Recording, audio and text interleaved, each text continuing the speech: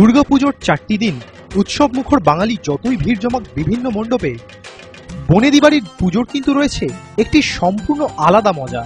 আর সেই মজার অংশীদার হতেই আমরা পৌঁছে গিয়েছিলাম টালায় অবস্থিত সর্দার বাড়ির দুর্গাপুজোয়। সেখানকার দুর্গাপুজো ধরা পড়ল বেঙ্গল ওয়াচের ক্যামেরায়। থাকবে মা আর কতক্ষণ, ঢাকের তালে কোমর দোলে খুশিতে নাচে মন। আজ বাজা কাসর জমা আসর, থাকবে মা আর কতক্ষণ। নমস্কার, আমি কোয়েল বেঙ্গল ওয়াচ থেকে। আমি আপনাদেরকে নিয়ে এসেছি বনেদি বাড়ির পুজোতে। বেঙ্গল ওয়াচ শুধু পুজো প্যান্ডেলই নয়, আপনাদেরকে নিয়ে এসেছি আজকে বনেদি বাড়ির পুজোতে। চলুন একটু দেখি এখানকার পুজো এরা কিভাবে করেছে এত বছর ধরে। চলুন, আসুন আমার সাথে। আজ বাজা কাসর জমা আসর, থাকবে মা আর কতক্ষণ।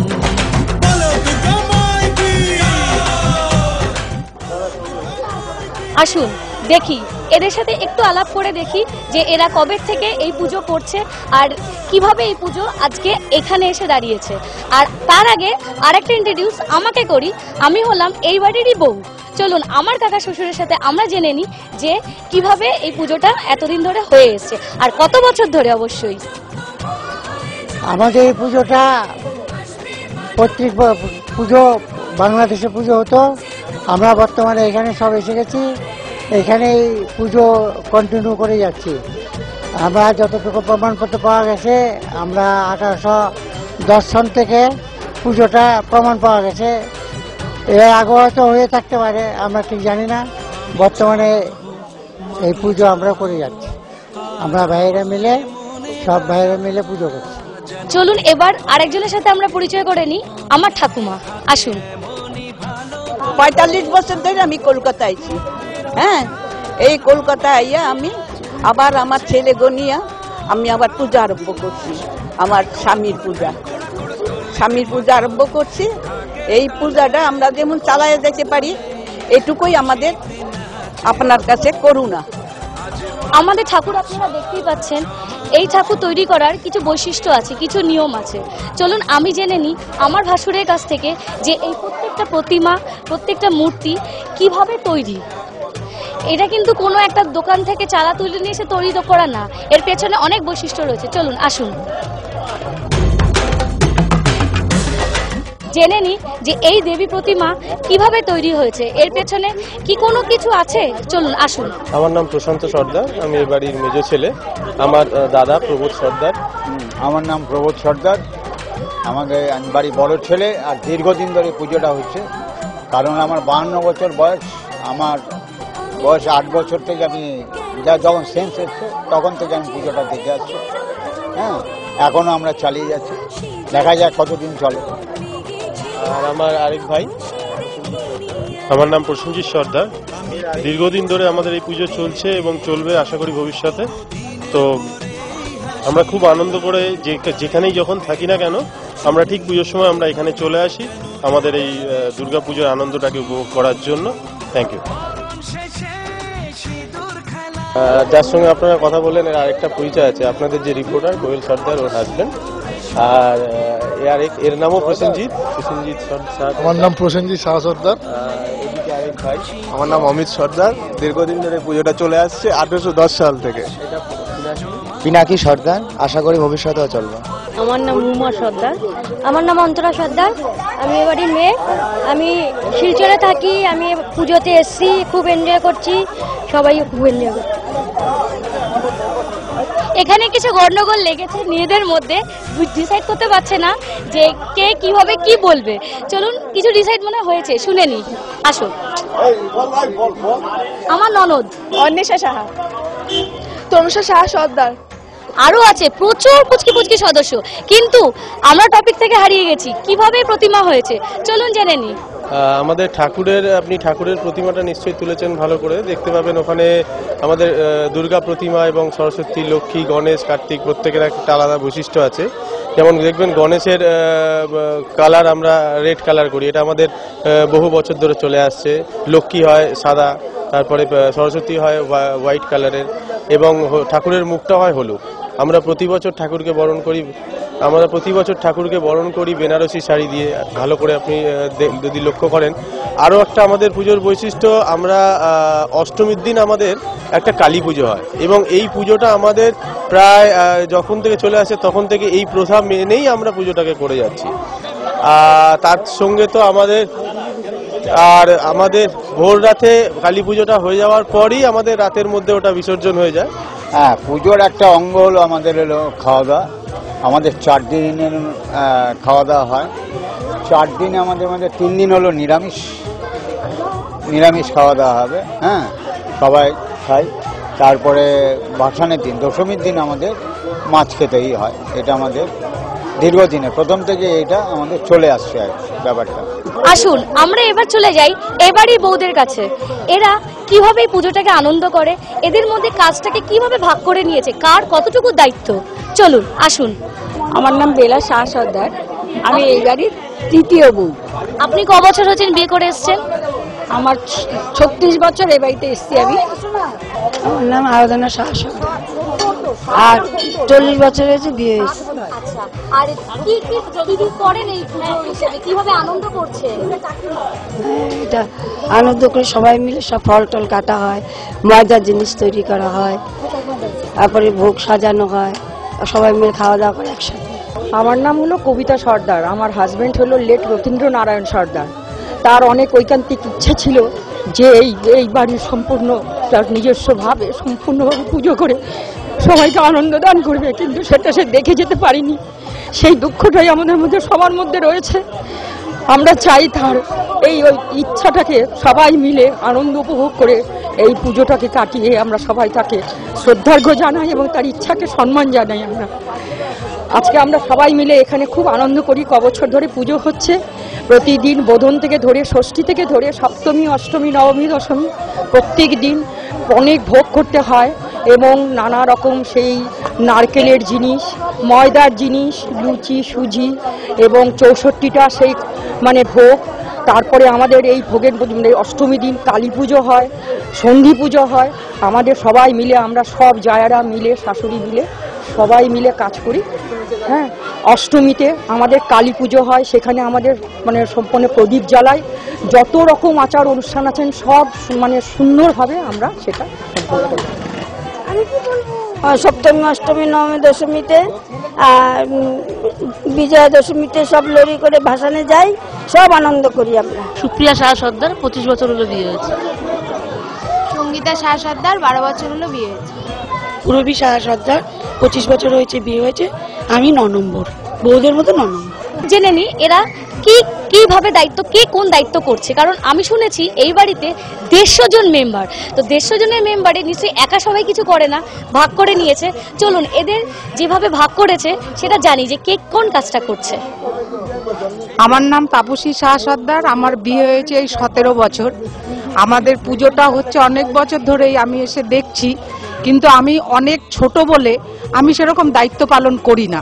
আমি এমনি সামান্য একটু ফুলবেল পাতা বাছা বা একটু ভোগের বাটাটা আগিয়ে দেওয়া। আমি ফল কাটি, আবার ভোগ বাড়ি, সবাই সব কাজ করি। আমাদের কোনো ঝামেলা নেই। আমরা 150 জনের মধ্যে অনেক আনন্দ ভোগ করি। আমরা এই 5 দিন বাড়ি থেকে কোথাও বেরোই না, সব যারা মিলে একসঙ্গে খুব ভালোভাবে আনন্দ করি। আর সবাই মিলে, সব যারা মিলে টুকটাক, কেউ ফল কাটছে, কেউ ময়দার জিনিস করছে, কেউ নাড়ু করছে, আমাদের ভাঙের নাড়ু দিতে হয়, তারপরে ময়দার জিনিস দিতে, এইসব আমরা করি সব যারা মিলে হাতে হাতে। এই সমস্ত জিনিস আমরা এক হাতে তো নিশ্চয়ই এতগুলো, যখন আমাদের এত বড় ফ্যামিলি কখনো হয় না, যার জন্য আমরা সবাই মিলে সবাই হাতে হাতে সব কাজ করি। ভোগ গোছানো একটা ব্যাপার, সেখানেও সবাই মিলে আমরা গোছাই।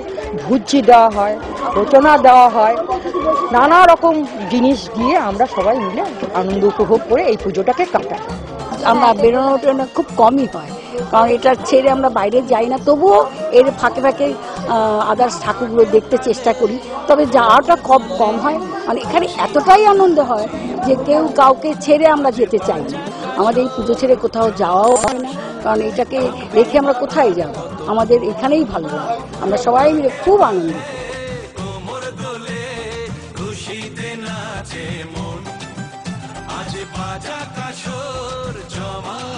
সর্দার বাড়ির এই দুর্গাপুজো বহু পুরনো, তাই এর সঠিক বয়স নিয়ে রয়েছে অনেক মতভেদ।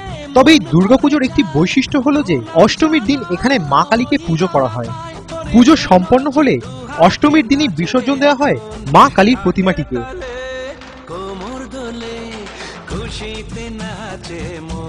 আমাদের মধ্যে উপস্থিত আমার আরেক বন্ধু অর্ণব। অর্ণব, এখানে এসো। আমরা দুজন মিলে এরপর জানবো এই বাড়ির কিছু পুরনো ইতিহাস। আচ্ছা, প্রথমেই আমরা কথা বলে নেব বাড়ির কয়েকজন সদস্যদের সঙ্গে, তারা মানে প্রবীণ সদস্যদের সঙ্গে কথা বলে নেব, জেনে নেব এই বাড়ির ইতিহাস। আমি এই পরিবারের যে পুজো হচ্ছে তারই একজন অংশীদার বাড়ির ছেলে। তা এইখানে পুজোটা আমাদের অনেক পুরনো, বাংলাদেশ থেকে পুজোটা হতো। সেই পুজোটা এখন আমরা বাংলাদেশে চলে আসার পরে সেটা আমরা কলকাতায় অনেক দিন যাবত এই পুজোটা করছি। করার পরে আমাদের ছাদের অবস্থা খুব ভালো না, তার জন্য আমরা সেটা নিচে নামিয়ে নিয়ে এসেছি। নিচে নামিয়ে এনে সেই পুজোটা আমরা নিচেই করছি। আমার দাদুর আমলের পুজো, আমার দাদুরা পুজোটা বাংলাদেশে করতেন, সেটা বাবারাও করেছে। তার পরবর্তীকালে বাবা যখন এখানে চলে আসে, আমরা যখন চলে আসি, আমাদের টোটাল ফ্যামিলি সব চলে এসছে, যার ফলে পুজোটা আমরা আবার এখানে কলকাতায় শুরু করেছি। আমাদের পুরোহিত মশাই বাংলাদেশে যে পুরোহিত ছিলেন সে কুলপুরোহিতই আমাদের এই পুজোটা এখনো ধরে রেখেছে। আর আমাদের উপরে একজন রাধাকৃষ্ণের মন্দির আছে, সেটা প্রতিদিনই আমাদের পুজো হয়, আরতি হয়, সেটাও অন্য পুরোহিত একেবারে ওর পরম্পরায় চলে আসছে। পুজোটারও বংশ পরম্পরা একটা পুরোহিত মশাই করছেন, আর ওপরে রাধাকৃষ্ণ মন্দির যেটা রয়েছে তারও বংশ পরম্পরা পুরোহিত করে আছে। মানে এই বংশের সাথে ওই পুরোহিতের বংশ চলছে, দুটো পুরোহিতের বংশ ট্র্যাডিশনাল এখনো চলছে। আমাদের পুজোতে তেমন কিছু স্পেশাল নেই, নর্মাল বৈশিষ্ট্য নেই। আগে কোনো রকম মানে বলি ফলি প্রথা ছিল কিনা আমাদের জানা নেই। তো আমরা যতটুকু জানি, আমার 70 উপরে বয়স, আমি যতটুকু জানি যে ওই বলি ফলি কোনো প্রচলন ছিল না। পরিবার আমরা সবাই এক, আমাদের ভাই, এও আমার দাদা, এও আমার ভাই, সবই আমাদের লোক। আমরা ভাইরা অন্য লোকজন সবাই মিলে আমরা পুজোটা করি। এবং এই কাঠামের মধ্যে দুর্গা ঠাকুর, লক্ষ্মী ঠাকুর, সরস্বতী ঠাকুর, গণেশ, কার্তিক, কলাবউ, তারপরে কালী ঠাকুরটা আমাদের অষ্টমীর দিন পুজো হয়। হ্যাঁ, শিব, তা এইভাবে আমাদের পুজো। অন্য কালী পুজোর সময় আমরা কালী পুজোটা করি না, এই অষ্টমীর দিনই আমরা কালী পুজোটা, ওই দিনই রাত্রে সকালে পুজো শেষ হয়ে যাবে, তারপরেই ভাসান হয়ে যাবে। বহু বছর আগে কোনো এক দিনে অধুনা বাংলাদেশ থেকে পশ্চিমবঙ্গে চলে আসেন সর্দার বাড়ির পূর্বপুরুষরা। কালীকুমার ব্যানার্জি লেনের 30 নম্বর বাড়িটি বেশ পুরনো, তাই এই বাড়িটি আজও বহন করে চলেছে সেই পূর্বপুরুষদের স্বাক্ষর। 30 নম্বর কালীকুমার ব্যানার্জির সর্দার বাড়িতে চলুন এবার ঢোকা যাক।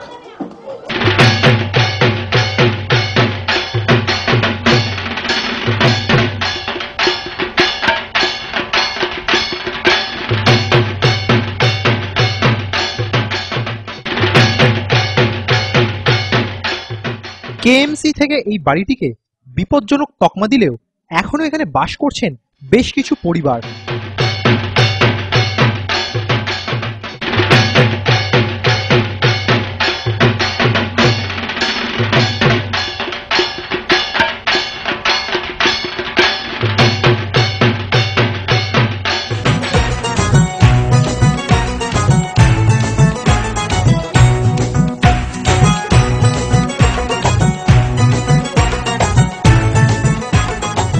কথায় কথায় জানা গেল সর্দার পরিবারের কুলদেবতা রাধাকৃষ্ণের কথা। অত্যন্ত পুরনো সেই বিগ্রহ দুটি দেখার লোভ সামলাতে পারা গেল না। 150 বছরের পুরনো সরকার বাড়ি, কথা বলে জানা গেল, এখানকার সদস্যদের সঙ্গে কথা বলে জানা গেল যে এনাদের যে কুলদেবতা রাধাকৃষ্ণ, সেই রাধাকৃষ্ণের মূর্তিটা হচ্ছে মানে অনেক প্রাচীন সেই মূর্তি। বাংলাদেশ থেকে এনাদের পূর্বপুরুষরা যখন এসেছিলেন তো সেখান থেকে এই রাধাকৃষ্ণের মূর্তিটা নিয়ে আসা হয়েছিল এইখানে। কথা বলে নেবো আমার বন্ধুর সঙ্গে। তো এই মূর্তিটার ব্যাপারে একটু বলো। এই মূর্তিটা বাংলাদেশ থেকে এখানে আসা হয়েছে, এটা নিম কাঠের তৈরি। আর এই যে মানে মূর্তিটা পুজো হয়, রাধাকৃষ্ণের দুজনের মূর্তি যে পুজো হয়, সেই আমাদের বাড়ির সদস্য কারো এটা ধরার মানে অনুমতি নেই। ইনি এদেরই বংশ পরম্পরা যে পুরোহিত মশাই আসছে, তো তারাই আসে, দুবেলা ওটা পুজো করে আবার বন্ধ করে দিয়ে চলে যায়। আর যে উপর থেকে পুরোটাই সোনায় উনি ইয়ে করা, এবং আমরা কি খুলিও না, আমরা ধরিও না, কারণ আমাদের এটা নিয়মের মধ্যে পড়ে না। আমাদের কুলদেবতা। চলুন। খুবই ইন্টারেস্টিং মানে লাগলো, গল্পটা শুনে খুবই ইন্টারেস্টিং লাগলো। চলুন যাওয়া যাক, সেই রাধাকৃষ্ণের মন্দিরে যাওয়া যাক।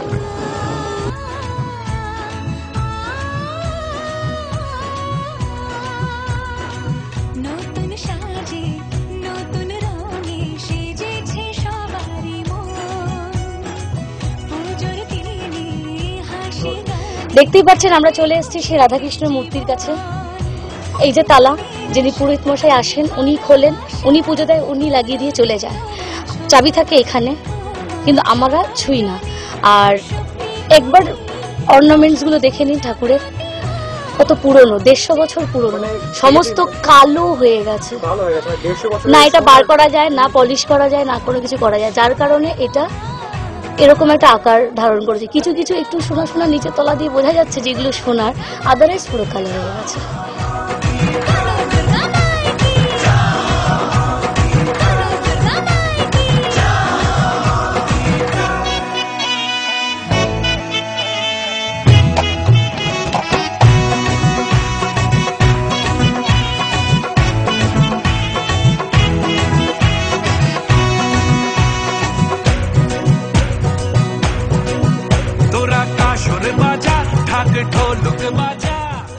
সর্দার বাড়ি যত পুরনোই হোক না কেন, প্রত্যেক বছর দুর্গাপুজো এই পরিবারের সদস্যদের কাছে বয়ে আনে নতুন আনন্দ, নতুন খুশির জোয়ার।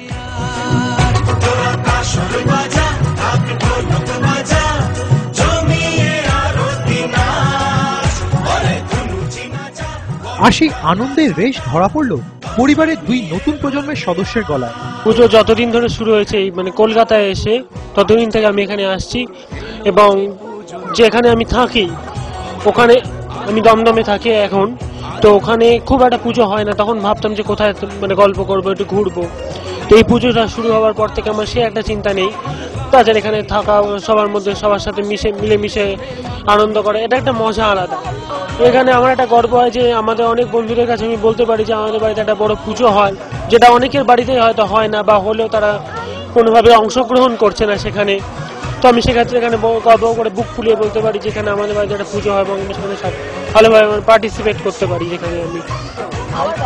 আমার নাম আদিত্য সর্দার, আমি এখানে এনজয় করছি। আর ঠিক আছে, আর আমার ভালো লাগছে, অনেক ভালো লাগছে।